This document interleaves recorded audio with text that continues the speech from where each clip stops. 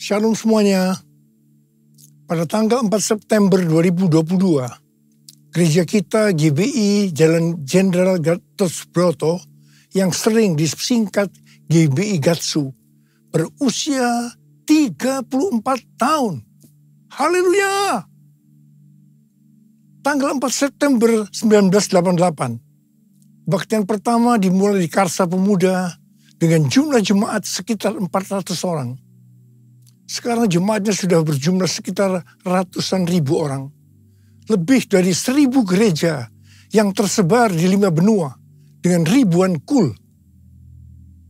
Waktu saya bertanya kepada Tuhan tentang pesan yang harus disampaikan menyambut hari ulang tahun GBI Gatsu ke-34 ini, maka Tuhan memberikan pesan-pesan sebagai berikut.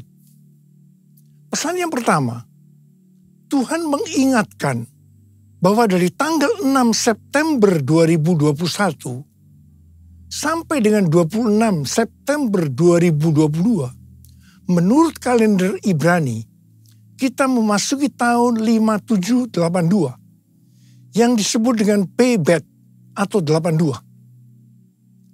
Dari tanggal 26 September 2022 sampai dengan 15 September 2023, menurut kalender Ibrani, kita memasuki tahun 5783 yang disebut dengan P Gimel atau 83. P adalah angka 80 yang menggambarkan mulut. Jadi memasuki tahun Pebet 5782 dan P Gimel 5783, kita diingatkan kembali tentang mulut. Mulut kita harus dipakai untuk memperkatakan hal-hal surgawi, bukan tentang hal-hal duniawi.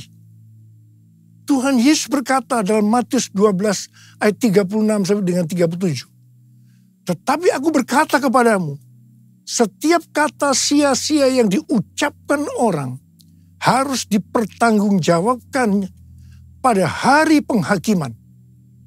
Karena menurut ucapanmu engkau akan dibenarkan, dan menurut ucapanmu pula engkau akan dihukum. Saya akan ingatkan bahwa kita semua harus berhati-hati dengan mulut kita.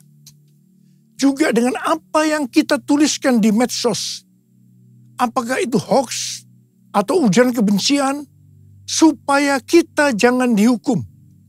Amsal 21 ayat 23 berkata, siapa memelihara mulut dan lidahnya, memelihara diri daripada kesukaran. Memasuki tahun 5783, kita diingatkan bahwa peranan mulut kita untuk mendeklarasikan firman Tuhan dan bernubuat. Mulut kita harus penuh dengan ucapan syukur dan perkataan yang saling membangun. Kita harus berkata jujur, bukan kebohongan. Orang yang sekali berkata bohong, dia akan terus berbohong untuk membuat ceritanya agar sepertinya benar dan masuk akal. Orang yang seperti ini akan berurusan dengan Tuhan. Hati-hati. Memasuki tahun 5783, kita juga akan melihat kasih karunia Tuhan yang luar biasa yang akan dicurahkan kepada mereka yang sungguh-sungguh mencari Tuhan. Berkat dan upah akan dilepaskan bagi mereka yang hidupnya intim dengan Tuhan. Namun, bersama dengan itu, akan ada pembersihan di rumah Tuhan dan penghakiman terhadap dunia.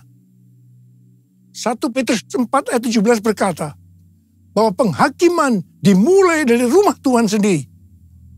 Keputusan-keputusan dan pilihan-pilihan yang diambil serta tindakan pertobatan dan pengampunan pada tahun 5783 ini, konsekuensinya akan dirasakan pada tahun 5784. Ingat bahwa tahun 5783 ini adalah tahun 2022 ini.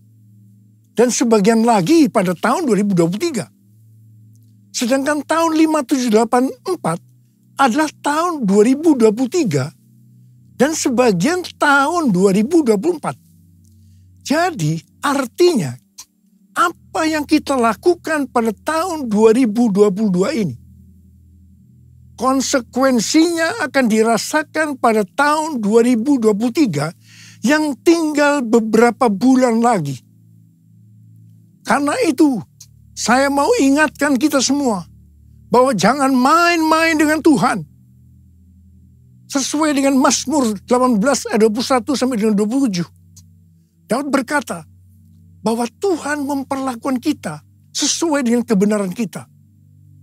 Tuhan akan membalas sesuai dengan kesucian kita. Terhadap orang yang setia, Tuhan berlaku setia.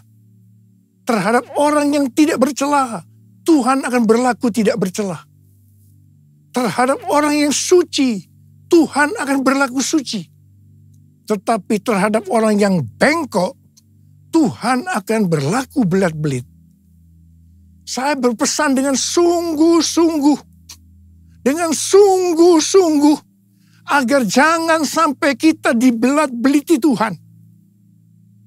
Kita sering memperkatakan sesuai dengan 1 Korintus 2 ayat 9 yang berkata, apa yang belum pernah kita lihat, apa yang belum pernah kita dengar, apa yang belum pernah timbul dalam hati, semua disediakan bagi orang yang mengasihi Dia. Tetapi jangan lupa, firman Tuhan di dalam Ibrani 10 ayat 30-31 yang berkata, sebab kita mengenal Dia yang berkata, pembalasan adalah hakku. Akulah yang akan menuntut pembalasan. Dan lagi, Tuhan akan menghakimi umatnya. Ngeri benar kalau sampai jatuh ke dalam tangan Allah yang hidup. Dan ini juga akan terjadi kepada orang-orang yang bengkok, yang dibelat-beliti Tuhan. Sesuatu yang mengerikan akan terjadi dan dialami. Saudara, saya akan memberikan satu gambaran kepada saudara apa yang disebut dengan kengerian yang Tuhan berikan kepada orang yang bengkok, yang dibelat-beliti Tuhan. Orang itu akan mengalami apa yang belum pernah dia pikirkan, belum pernah dia lihat, belum pernah timbul dalam hati. Dia akan mengalami kengerian seperti itu. Sekali lagi, saya mau katakan kepada saudara, jangan main-main dengan Tuhan. Hari-hari ini, api pemurnian Tuhan sedang turun. Kau saja yang suci, Kau saja yang layak, Kau layak terima glory. Yesus Kau Tuhan, Kau saja yang suci, Kau saja yang layak, Kau layak terima glory. Hanya Kau Tuhan. Pesan yang kedua untuk memasuki hari ulang tahun Gatsu ke-34. Tuhan mengingatkan kepada saya tentang apa yang Dia pernah pesankan pada hari ulang tahun saya yang ke-73 yang lalu. Di Markus 4 ayat 29 yang berkata, sebab musim menuai sudah tiba. Sebab musim menuai sudah tiba. Memasuki musim menuai ini, Tuhan memberikan pesan dari Lukas 12 ayat 1 sampai dengan 5. Di mana perikopnya berkata bahwa ini merupakan pelajaran khusus bagi murid-muridnya. Yaitu saudara dan saya yang menjadi murid-muridnya. Lukas 12 ayat 1 sampai dengan 5 berkata, sementara itu beribu-ribu orang banyak telah berkerumun, sehingga mereka berdesak-desakan. Lalu Yesus mulai mengajar, pertama-tama kepada murid-muridnya, katanya, waspadalah terhadap ragi, yaitu kemunafikan orang Farisi. Tidak ada sesuatu pun yang tertutup, yang tidak akan dibuka, dan tidak ada sesuatu pun yang tersembunyi, yang tidak akan diketahui. Karena itu apa yang kamu katakan dalam gelap akan kedengaran dalam terang. Dan apa yang kamu bisikkan ke telinga di dalam kamar akan diberitakan dari atas atap rumah. Aku berkata kepadamu, hai sahabat-sahabatku, janganlah kamu takut terhadap mereka yang dapat membunuh tubuh dan kemudian tidak dapat berbuat apa-apa lagi. Aku akan menunjukkan kepada kamu siapakah yang harus kamu takuti. Takutilah dia yang setelah membunuh mempunyai kuasa untuk melemparkan orang ke dalam neraka. Sesungguhnya aku berkata kepadamu, takutilah dia. Di sini Tuhan mengingatkan kita sebagai murid-muridnya. Yang pertama, jangan berlaku munafik. Jangan berlaku munafik. Jadilah orang yang berintegritas. Dan yang kedua, segala kemunafikan akan dibuka oleh Tuhan. Tidak ada sesuatu pun yang tertutup yang tidak akan dibuka. Dan tidak ada sesuatu pun yang tersembunyi yang tidak diketahui. Karena itu apa yang kamu katakan dalam gelap akan kedengaran dalam terang. Dan apa yang kamu bisikkan ke telinga di dalam kamar akan diberitakan dari atas atap rumah. Dan hal yang ketiga, Tuhan berkata, jangan takut kepada manusia yang hanya dapat membunuh tubuh, kemudian tidak dapat berbuat apa-apa lagi. Tetapi kita harus takut kepada Tuhan. Sebab Tuhan dapat membunuh dan setelah itu mempunyai kuasa untuk melemparkan orang ke dalam neraka. Terus terang saya mau berkata kepada saudara, kadang-kadang saya heran melihat orang yang tidak jujur kepada Tuhan. Meskipun dia mengatakan bahwa dia seorang murid, apa mereka tidak tahu bahwa apa saja yang kita perbuat, meskipun tersembunyi, bahkan apa yang kita pikirkan, Tuhan mengetahuinya. Sekali lagi saya mau berpesan kepada kita semua. Jangan main-main dengan Tuhan. Jangan main-main dengan Tuhan. Sehari setelah Tuhan berbicara kepada saya tentang Lukas 12 ayat 1 sampai dengan 5 ini, saya mendapatkan tayangan YouTube yang berisi pesan Tuhan untuk tahun 5783 dari Sitroth dan Rabbi Felix Halperns. Sitroth adalah host dari acara It's Supernatural yang banyak dikenal orang. Sedangkan Rabbi Felix Halperns adalah seorang nabi Yahudi Mesianik yang akurat, yang pernah dinyatakan meninggal secara medis, pernah melihat sorga dan hidup kembali. Dalam wawancaranya dengan Sitroth, Rabbi Halperns membagikan penglihatannya tentang tahun 5783. Dia melihat selubung-selubung akan dirobek. Sang singa akan merobek-robek selubung untuk menyingkapkan apa yang tersembunyi. Ini adalah tahun untuk memilih. Maka kuasa Allah akan menyingkapkan apa yang dilakukan oleh pemerintah-pemerintah di udara, yaitu kuasa-kuasa kegelapan. Tuhan berkata, umatku akan melihat ilah-ilah di balik aborsi, ilah-ilah di balik LGBT, ilah-ilah di balik struktur politik, dan ilah-ilah di balik perdagangan. Tahun 5783 adalah tahun di mana umatku menjadi lebih tajam memahami dan terbuka untuk melahirkan hal-hal baru. Selubung-selubung yang ada dari 7 gunung, arts and entertainment, seni dan hiburan, business, church, gereja, development of the poor, pelayanan kepada orang-orang miskin, education, pendidikan, family, keluarga, government, pemerintahan akan disingkapkan oleh Tuhan. Di tahun 5783 ini, keluarga, gereja, dan pemerintah akan menertibkan rumah tangga mereka Ini adalah tahun untuk bergerak maju. Perhatikan dan fahami apa yang akan aku tunjukkan sehingga kamu dapat memilih kata Tuhan.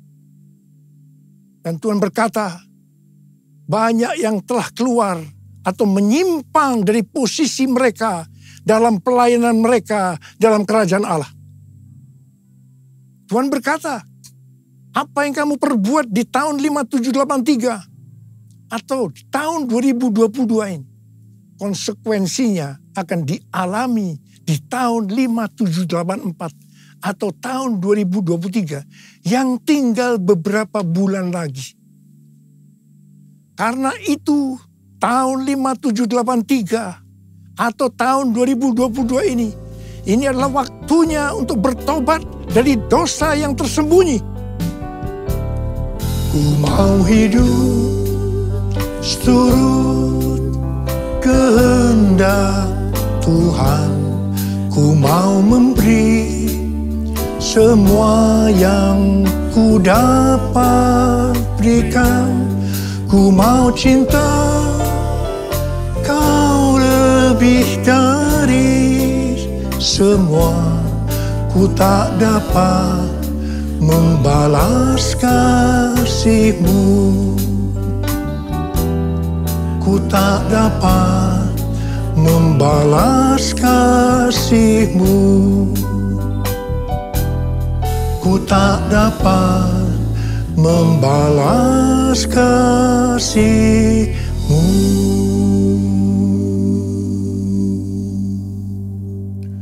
Saya sangat surprise dengan penglihatan dari Rabbi Felix Halper ini. Sebab hal ini sesuai dengan apa yang Tuhan berikan kepada Tim Hill, Ketua Umum Church of God, pada waktu khotbah pembukaan di sidang sinode Church of God di San Antonio bulan Juli 2022 yang lalu. Khotbah dari Tim Hill ini sudah saya sampaikan pada bulan Agustus 2022, yaitu tentang ular beludak yang karena panasnya api yang besar keluar menyatakan dirinya dan menggigit tangan Rasul Paulus dengan maksud supaya Rasul Paulus mati. Tetapi ternyata hasilnya berbeda. Rasul Paulusnya tetap hidup dan malah dianggap dewa. Setelah peristiwa itu terjadi kebangunan rohani yang luar biasa di Pulau Malta itu. Dan sebaliknya, ularnya mati dalam api yang besar itu. Hal ini berbicara tentang api Roh Kudus dari Pentakosta ketiga yang dahsyat sedang turun. Dan membuat pekerjaan dari si ular, si iblis ditelanjangi, selubung-selubung dibuka. Dan iblis masih mencoba untuk menghancurkan gereja. Tetapi puji Tuhan, karena gereja yang berkarakter Kristus, yang digambarkan seperti Rasul Paulus, justru akan hidup dan dipakai untuk terjadinya kebangunan rohani yang besar. Haleluya! Pesan Tuhan kepada kita memasuki tahun 5783 agar kita hidup kudus. Ibrani 12 ayat 14 berkata, sebab tanpa kekudusan tidak seorang pun akan melihat Tuhan. Perintah ini diikuti dengan peringatan dalam ayat 16-nya yang berbunyi, janganlah ada orang yang menjadi cabul atau yang mempunyai nafsu yang rendah seperti Esau. Kata cabul di sini adalah tindakan amoral. Janganlah ada orang yang menjadi amoral. Nabi Yesaya dalam Yesaya 6 ayat 5 berkata, lalu kataku, celakalah aku binasa, sebab aku ini seorang yang najis bibir, dan aku tinggal di tengah-tengah bangsa yang najis bibir. Namun mataku telah melihat Sang Raja, yakni Tuhan semesta alam. Ketika melihat Allah, di hadapan kekudusan Allah, Nabi Yesaya langsung menyadari bahwa ia najis. Khususnya dalam hal mulut. Mungkin selama ini mulutnya dipakai untuk memperkatakan hal-hal yang tidak berkenan kepada Tuhan. Berbohong dianggap hal yang biasa. Apa yang dilakukan oleh Nabi Yesaya?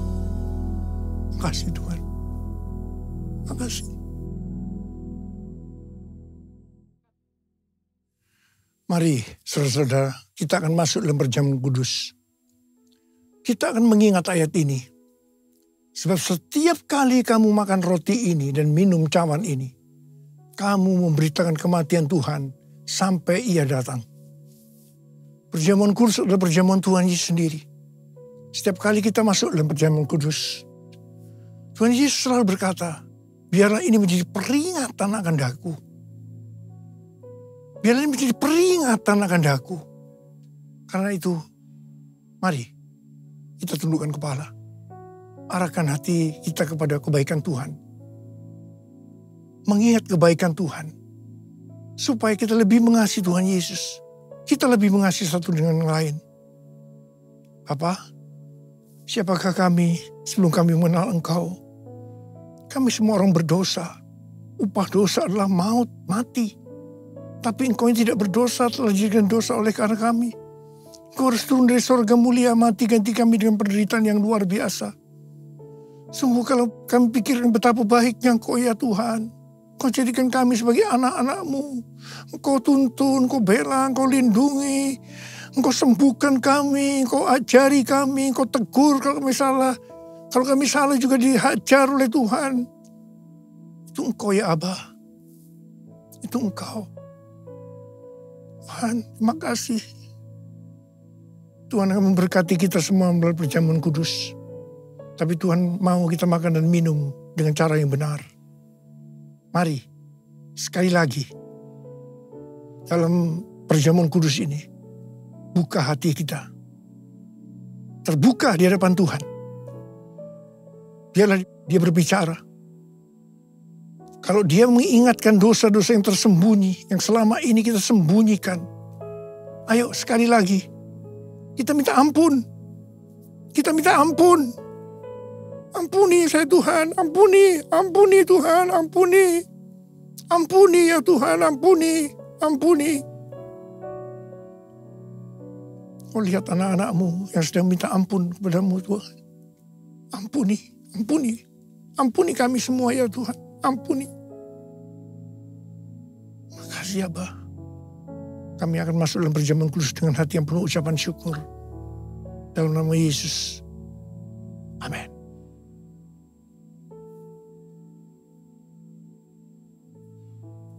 Saya akan mengangkat roti di tangan kanan kita tinggi-tinggi. Sebab apa yang telah kuteruskan kepadamu telah aku terima dari Tuhan. Yaitu bahwa Tuhan Yesus pada malam waktu Ia diserahkan mengambil roti. Dan sesudah itu Ia mengucap syukur atasnya. Ia memecah-mecahkannya dan berkata, inilah tubuhku yang diserahkan bagi kamu. Perbuatlah ini menjadi peringatan akan aku. Saudara dikasih Tuhan, bukankah roti yang kita pecah-pecahkan ini adalah persekutuan kita dengan tubuh Kristus? Mari kita makan dalam nama Yesus.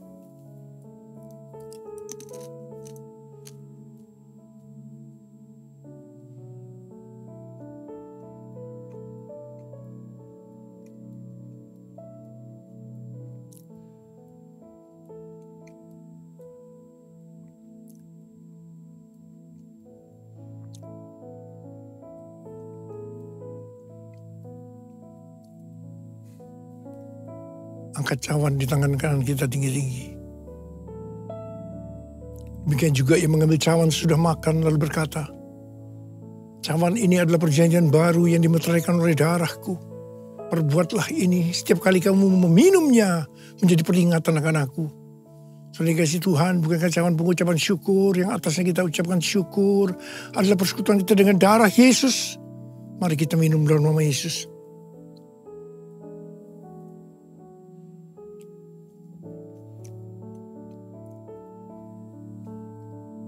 Angkat tangan kita di hadapan Tuhan. Ucapkan syukur dan terima kasih dengan suara. Jangan diam. Tuhan, terima kasih ya Tuhan. Terima kasih ya Tuhan. Kami bersyukur, kami bersyukur. Kami bersyukur ya Tuhan. Kami bersyukur ya Tuhan. Urarabasyarala barakana matakarab. Oh, rana bara bara bara bara bara bara. Ya Aba, ya Aba, ya Aba, ya Aba, ya Aba, ya Aba.